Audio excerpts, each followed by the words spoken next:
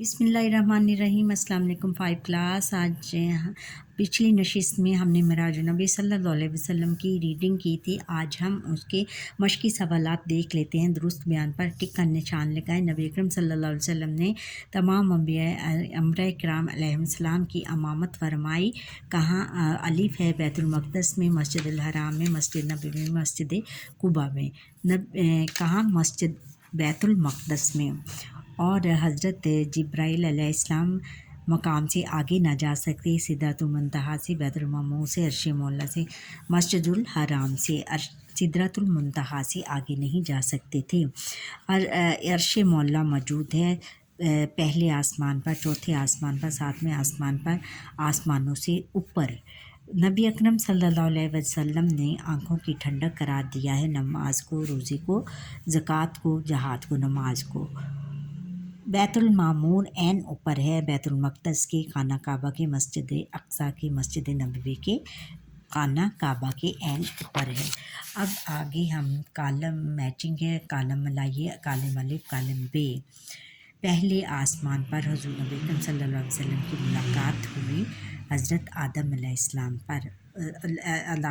السلام سے، اور دوسرے آسمان پر حضرت عیسیٰ علیہ السلام سے ملاقات ہوئی، تیسرے آسمان پر حضرت یوسف علیہ السلام سے، اور چوتھے آسمان پر حضرت ادریس علیہ السلام سے ملاقات ہوئی، پانچویں آسمان پر حضرت ہارون علیہ السلام سے، اور چھٹے آسمان پر حضرت موسیٰ علیہ السلام سے ملاقات ہوئی، ساتویں آسمان پر حضرت ابراہیم علیہ السلام سے ملاقات ہوئی۔ اب ہم نے مختصر جواب لکھیں۔ مختصر جواب ہم لکھیں گے، معراج النبی صلی اللہ علیہ وسلم کے مختصر جواب ہم نے لکھنے۔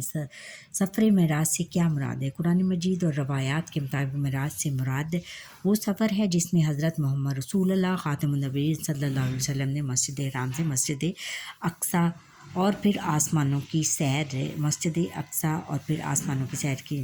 سفر معراج کے دو حصے ہیں۔ پہلا بیت اللہ سے مسجد اقصیٰ تک کا سفر جسے اسراء کہا جاتا ہے، جبکہ دوسرا حصہ بیت المقدس سے عرش مولا تک کا سفر ہے جسے معراج کہتے ہیں۔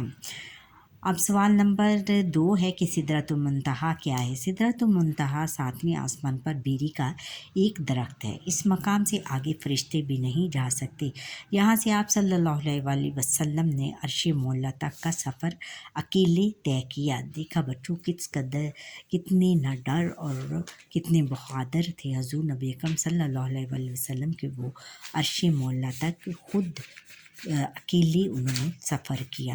بیت المعمور کون سی جگہ ہے؟ بیت المعمور عین خانہ کعبہ کے اوپر ہے۔ ہر روز 70,000 فرشتے بیت المعمور کا طواف کرتے ہیں۔ جو فرشتہ ایک بار طواف کر لیتا ہے پھر قیامت تک اس کی باری نہیں آتی۔ سوال نمبر 4 ہے کہ سفر معراج سے ہمیں کیا سبق ملتا ہے؟ جواب ہے کہ اس واقعے سے ہمیں یہ سبق ملتا ہے کہ وقت کا چلنا، فاصلوں کا سمٹنا سب اللہ تعالیٰ کی قدرت سے ہے۔ اللہ تعالیٰ جب چاہے وقت کی رفتار کو روک لے اور زمین و آسمان کے فاصلے کو اپنی قدرت سے سمیٹ دے۔ ہمیں نمازوں کے تحفے کی قدر کرنی چاہیے اور نماز کو باقاعدگی سے ادا کرنا چاہیے۔ اس سے ہمیں یہ سبق ملتا ہے بچوں کہ اللہ تعالیٰ کے ہاتھ میں ہر ایک چیز ہے۔ وہ چاہے تو آسمان اور زمین کو نیست و نابود کر سکتا ہے اور فاصلوں کو سمیٹ سکتا ہے، منٹوں میں سمیٹ سکتا ہے، اور وقت کی رفتار کو روک سکتا ہے، اور پھر ہمیں نمازیں معراج کے موقع پر نمازیں ہم پر فرض ہوئی اور ہمیں اس تحفے کی قدر کرنی چاہیے اور باقاعدگی سے نماز ادا کرنی چاہیے۔ تفصیلی جواب ہیں اب معراج النبی صلی اللہ علیہ سوال نمبر 1 ہے تفصیلی سوالوں میں۔ معراج النبی صلی اللہ علیہ وسلم کا پس منظر اپنے الفاظ میں لکھیں۔ نبی اکرم صلی اللہ علیہ وآلہ وسلم اپنے چچا ابو طالب اور زوجہ حضرت خدیجہ رضی اللہ تعالیٰ عنہا کے انتقال کے بعد بہت افسردہ تھی۔ اللہ تعالیٰ نے حضرت جبرائیل علیہ السلام کے ذریعے آپ صلی اللہ علیہ وسلم کو عرش عرش پر بلایا تاکہ آپ صلی اللہ علیہ وآلہ وسلم اللہ تعالیٰ کی نشانیوں کا مشاہدہ کر سکیں، یعنی ان کو اپنی آنکھ سے دیکھ سکیں، آنکھوں سے دیکھ سکیں۔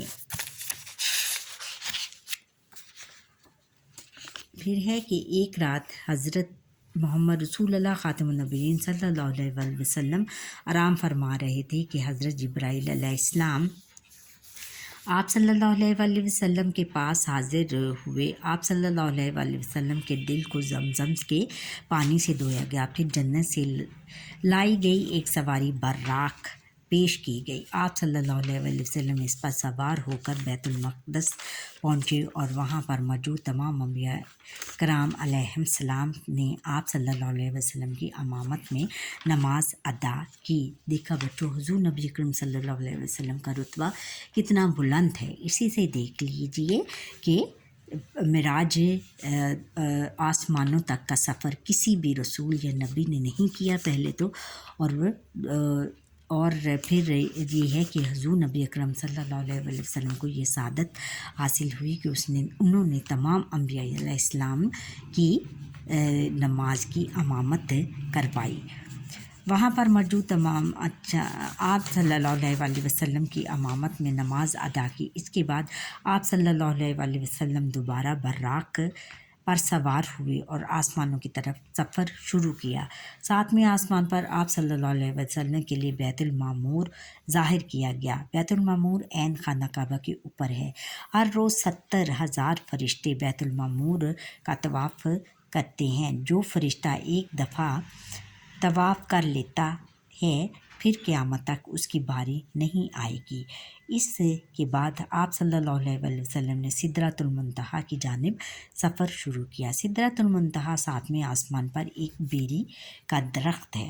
سدرۃ المنتہا بچوں آپ نے اکثر سنا ہوگا نعتوں میں یا اپنے بڑوں بزرگوں سے، تو سدرۃ المنتہا اصل میں ایک 7ویں آسمان پر بیری کا درخت ہے۔ اس مقام سے آگے فرشتے نہیں جا سکتے۔